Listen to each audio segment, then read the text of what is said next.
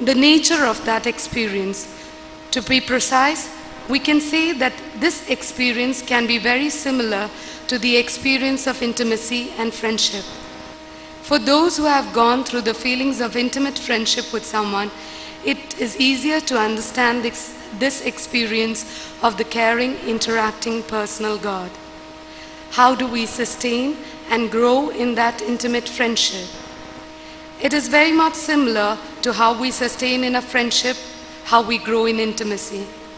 We know that one of the ways to grow in intimacy is by spending time together. But spending time together alone will not deepen a friendship. Spending quality time together with Jesus.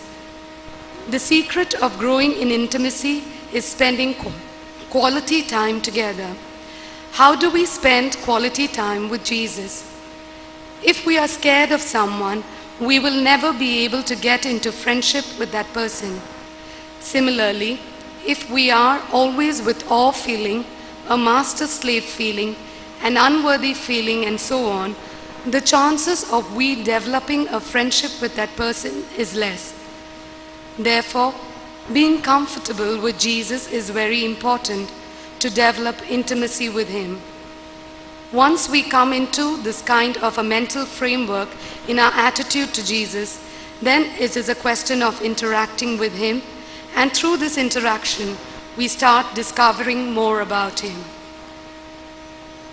Where all do we discover Him? We discover Him everywhere, within us, around us, among us. The Gospels, sacraments, all that is human in us, our joys, sorrows, suffering, helplessness, anger, fear, success, failures, and even in our sinfulness. In short, we can discover Him in every stratum of our lives. This is where the 6 pillars of JY spirituality come into the picture. Holiness and the 6 pillars of JY spirituality. The 6 pillars of JY spirituality are daily prayer, Word of God, sacraments, especially Eucharist and reconciliation, fellowship, service, and evangelization. One of the places we discover Jesus is the Gospels. Again, we need to discover not just a partial picture of Jesus. We can discover as many dimensions of Him, both human and divine. Here, the gift of imagination works a lot.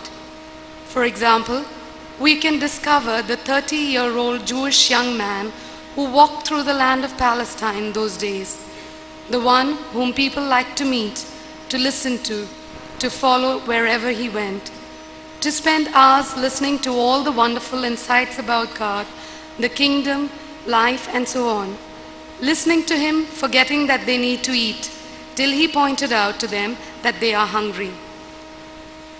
When we enter the sanctuary of our being, alone or with others in prayer, we experience Him within, the indwelling God, and around us, the immanent God. This meeting with the interacting Jesus helps us to discover more than what is written in the Gospels. We start journeying with Him through our day-to-day life, feelings, thoughts, work, struggles, problems, issues, choices, and all that make us human. We strike a friendship with Him where He starts to become our soulmate, the one who knows us through and through, and the one who is eager to become our close companion in our day-to-day life. Deepening our friendship with Jesus through the other pillars in the same principle that I described above can be applied in the case of sacraments too. None of us who strike intimacy with Jesus can sit idle, making it an exclusive friendship. This intimacy with Jesus persuades us to reach out to others along with Him in the form of fellowship, concern, compassion, justice, and so on. When these things happen in the company of Jesus, again, these in turn deepens our friendship with Him. It becomes a vicious cycle. Evangelization is derived from a Greek word, evangelion, which means good news. Thus, evangelization is in a way spreading the good news. What greatest good news can be there than the news that we have a caring and interacting God who is always with us, Emmanuel? What greatest empowerment can we give for others than helping them discover this Jesus and assisting them to develop an intimate friendship with Him? I believe that if we manage to do it properly, He will take care of the rest. Why these 6 pillars?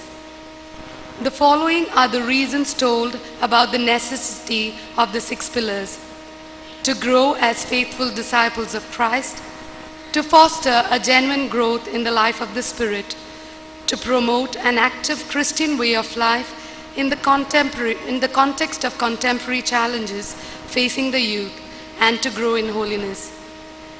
These reasons are good enough to motivate one to aspire for friendship with Jesus, and through these pillars we can discover and deepen our intimacy with Jesus. In conclusion, with God as our soulmate and mentor, we grow in holiness. Oh, holiness that springs from within us, where He captivates us and reigns over human hearts.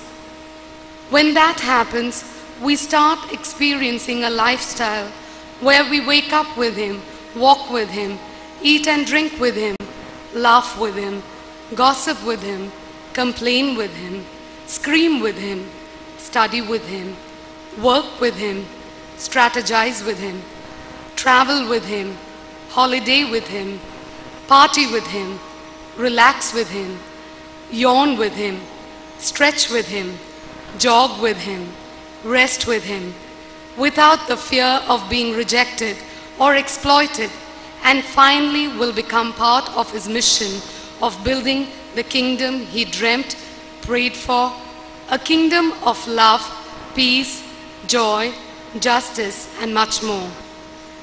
This is what most of the people are looking for.